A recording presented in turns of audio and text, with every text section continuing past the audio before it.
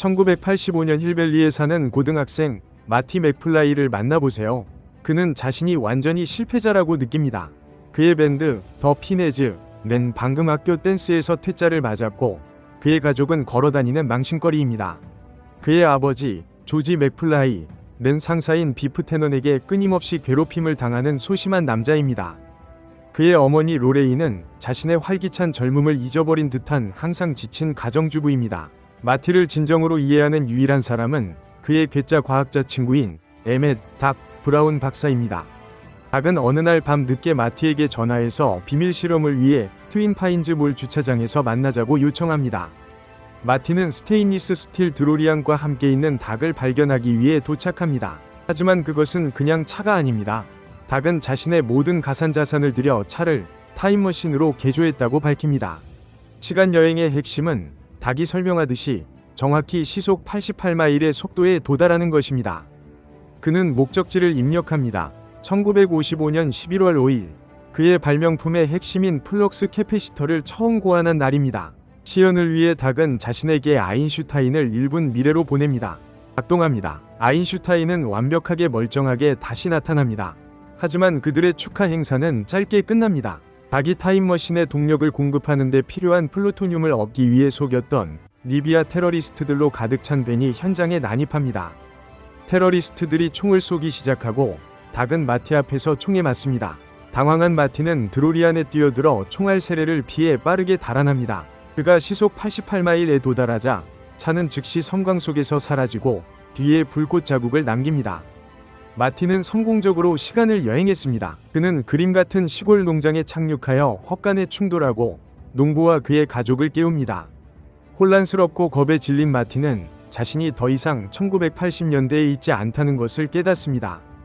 그는 재빨리 운전해서 도망치지만 이제 1955년에 반짝이고 분주한 익숙하지만 극적으로 다른 힐밸리 마을에 자신이 있다는 것을 발견합니다. 트윈 파인즈 몰은 단지 들판일 뿐이며 자동차부터 옷까지 모든 것이 옛날 영화에서 튀어나온 것 같습니다. 마티의 첫 번째 우선순위는 1955년의 닥 브라운을 찾는 것입니다. 하지만 먼저 그는 드로리안을 숨겨야 합니다. 그는 광고판 뒤에 그것을 숨깁니다. 자신의 위치를 파악하려고 노력하면서 마티는 마을의 더 젊고 더 활기찬 버전을 따라갑니다. 그는 클래식 식당에 부딪히고 익숙한 얼굴을 봅니다. 젊은 비프 테넌, 여전히 괴롭히는 사람이지만 이제는 10대입니다. 배회하는 동안 그는 실수로 자신의 부모님의 역사에서 중요한 순간을 방해합니다. 그는 젊은 조지 맥플라이가 나무 위에 올라가 몰래 한 소녀가 옷을 갈아입는 것을 보려고 하는 것을 봅니다. 조지가 막 떨어지려고 할 때 마티는 개입하여 조지를 다가오는 차의 길에서 밀어냅니다. 하지만 그렇게 함으로써 마티는 대신 차에 치입니다. 차의 운전자는 다름 아닌 그의 미래의 할아버지이고 조지가 보고 있던 소녀는 마티의 미래의 어머니 로레인 베인즈입니다. 마티는 걱정하는 로레인이 자신을 돌보고 있는 것을 보고 깨어납니다. 그녀는 조지가 아닌 그녀가 그의 이상하고 현대적인 속옷 때문에 켈빈 클라인이라고 부르는 외지에서 온 신비한 소년에게 즉시 반합니다. 마티는 자신이 저지른 치명적인 피해를 빠르게 깨닫습니다. 그의 어머니와 아버지가 그들의 운명적인 첫 만남, 우발적인 자동차 사고를 갖는 것을 막음으로써 그는 부모님 관계의 초석을 지워버렸습니다. 그들이 사랑에 빠지지 않으면 그들은 결혼하지 않을 것이고 마티와 그의 형제자매들은 단순히 존재하지 않게 될 것입니다. 마티의 손이 흐릿해지기 시작합니다. 이는 그의 임박한 비존재의 무서운 신체적 징후입니다. 그의 두 번째이자 이제 가장 중요한 우선순위, 부모님을 사랑에 빠지게 하는 것입니다. 그는 닥 브라운이 1955년 버전을 찾아냅니다. 더 젊고 회의적이지만 똑똑한 과학자입니다. 닥은 처음에 이 소년과 시간여행 자동차에 대한 그의 황당한 이야기를 믿지 않지만 마티가 플럭스 캐패시터를 보여주자 마침내 설득됩니다. 그들은 계획을 세웁니다. 마티는 드로리안을 1985년으로 돌려보내기 위해 어떻게든 엄청난 전기 충격 5기가와트, 즉 1.21기가와트의 전력을 활용해야 합니다. 완벽한 기회가 스스로 나타납니다. 다음 주 토요일 밤에 마을 시계탑에 번개가 칠 것으로 예측됩니다. 이제 전력 문제가 일시적으로 해결되었으므로 마티는 부모님을 제외시키는 훨씬 더 개인적인 문제를 해결해야 합니다. 그는 조지가 다가오는 바다 밑에 마법 댄스의 로레인에게 데이트를 신청하도록 해야 합니다. 마티는 소심한 아버지를 코치하려고 노력하며 그에게 자신감과 여자들과 이야기하는 방법에 대한 팁을 줍니다. 조지는 비프를 두려워하고 자신을 방어할 수 없습니다. 한편 로레인은 적극적으로 마티를 쫓고 있으며 이는 상황을 더욱 복잡하게 만듭니다. 마티는 극단적인 계획을 결정합니다. 그는 자신이 댄스에서 로레인을 이용하려는 것처럼 보이는 시나리오를 연출하고 그러면 조지가 용감하게 그녀를 구하도록 할 것입니다.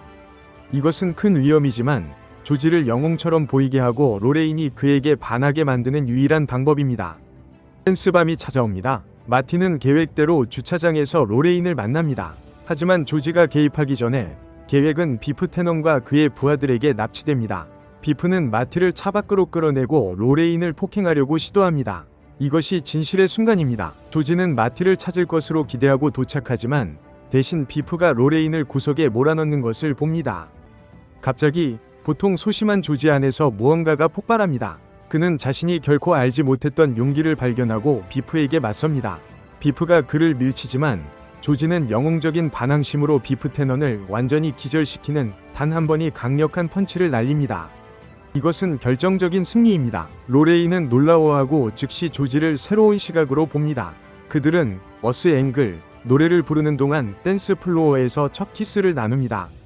밴드와 함께 대타로 무대에서 지켜보던 마티는 자신의 손이 완전히 굳어지는 것을 봅니다.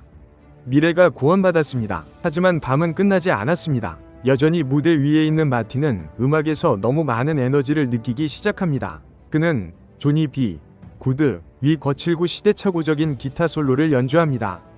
1955년 관객에게는 너무 과하지만 그것은 전설적인 공연입니다. 마티는 닥 브라운을 만나기 위해 무대에서 달려내려옵니다. 그는 닥에게 돌아가야 한다고 말하지만 한 가지 더 이타적인 행동을 시도하기 전에는 아닙니다. 그는 닥에게 1985년 총격 사건에 대해 경고하는 편지를 씁니다. 시간의 규칙에 항상 철저한 닥은 자신의 미래를 알기를 거부하며 편지를 찢어버립니다. 폭풍이 몰아치고 시계탑에 번개가 치기 직전에 마티는 드로리안 안에 갇힙니다. 시청 지붕 위에서 위태롭게 균형을 잡고 있는 닥은 번개의 에너지를 차 안으로 전달할 케이블을 연결하기 위해 필사적으로 작업합니다. 마티는 시계탑을 향해 질주합니다. 그는 충전된 케이블 아래에 도착하는 시간을 완벽하게 맞추기 위해 단 몇 초만 있습니다. 번개가 연결되는 순간 마티는 케이블을 치고 1.21기가와트의 전력이 플럭스 캐피시터로 쇄도합니다. 눈부신 섬광과 함께 드로리안은 사라집니다. 마티는 성공적으로 1985년 10월 26일로 돌아옵니다. 그는 원래 떠나기 몇 분 전에 착륙하여 테러리스트에 대해 닥에게 경고하기 위해 몰로 다시 달려갑니다. 그가 도착하지만 너무 늦었습니다. 리비아 사람들이 거기에 있고 닥은 다시 총에 맞습니다. 절망한 마티는 닥의 시신 위에 무릎을 꿇지만 그때 닥이 눈을 뜹니다. 그는 마티가 떠난 후 편지를 읽었고 다시 테이프로 붙였으며 방탄조끼를 입고 있었다고 밝힙니다. 닥은 운명대 자기 보존에 대한 귀중한 교훈을 배웠습니다. 마티는 완전히 변화된 가족에게 집으로 돌아옵니다.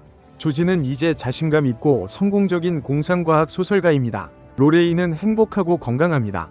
그리고 비프 테너는 그는 이제 소심한 세차 직원이며 조지의 새 BMW를 광택내고 있습니다.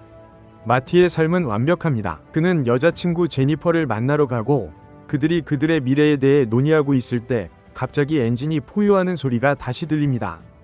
그것은 닥 브라운입니다. 이제 미래적인 옷을 입고 드로리안을 타고 돌아왔습니다. 그는 마티와 제니퍼에게 자신과 함께 가야 한다고 말합니다.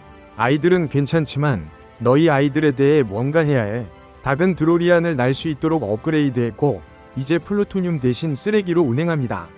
마지막으로 극적인 솜씨를 발휘하며 나는 드로리안은 하늘로 이륙하고 미래를 향해 로켓처럼 솟아오르면서 불타는 흔적을 남깁니다.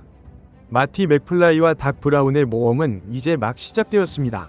글쎄, 시간이랑 장난치면 이렇게 되는 거죠. 혹시 우리가 당신이 가장 좋아하는 순간을 놓쳤나요? 과거가 미래만큼 재미있다고 생각하시면 좋아요 버튼을 눌러주세요. 코리안 네포를 구독하고 알림벨을 눌러서 또 다른 멋진 영화 분석을 놓치지 마세요. 아래에 댓글을 남겨서 우리에게 말해주세요.